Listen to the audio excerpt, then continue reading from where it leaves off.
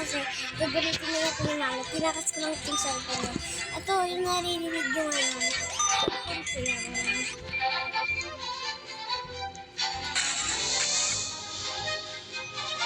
Maintenance audit. Look. Na-MP ma. Ang tagal na guys. Totoo na. Teka lang guys. Yan na.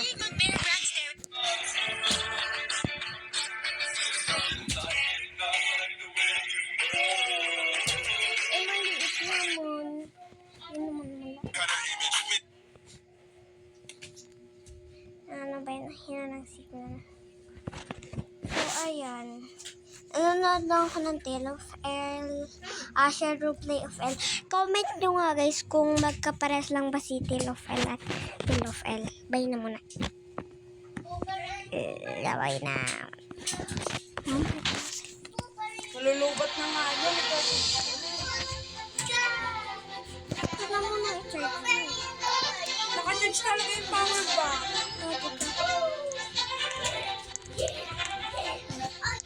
Sorry guys, di pa kasi ako tapos sa ano. Hindi pa talaga ako, actually hindi pa ako, ay! Hindi pa kasi ako, ay.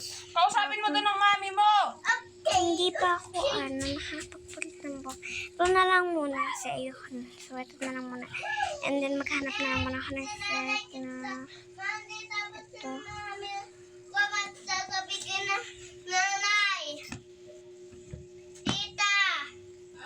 If you...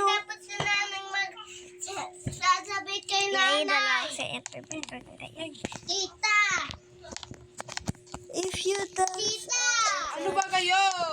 She's so picky. Kasi syempre may Robux siya. Hindi, ibang kausap ni mami. Yung boyfriend ni nanay yun. Ah? Dali, nakausapin mo Ay, na napulis siya. Alam ko naman, hindi naman ako nagtitipla. Tita! Dalian mo na, kausapin mo na. Bilis, bilis, bilis.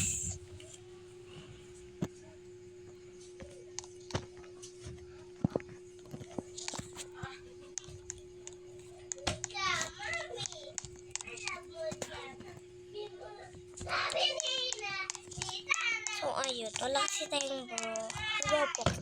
Pero, okay lang yan. At least dito, masasot natin yung kasmat. So, what if ito? Kaso, medyo napapangatan ako dito. Yan. Nakahiga kasi ito. Kasi. Joke lang yung babay. Yung magbababay ako. Kasi kala ko kukuhanin na ni maming cellphone. Sasarado ko na yung pinto. Mami! Ganda. Ito kayo. What if May ito? wala kang assignment, Jaden yan. Wala po. Tita!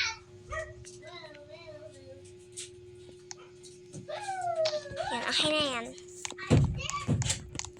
So, magawa muna tayo ng bahay.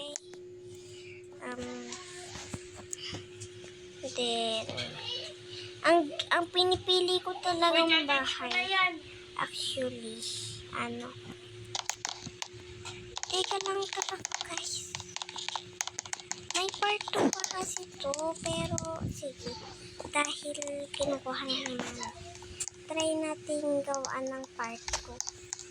Hey, akin na yan. End na natin ngayon dito tayo para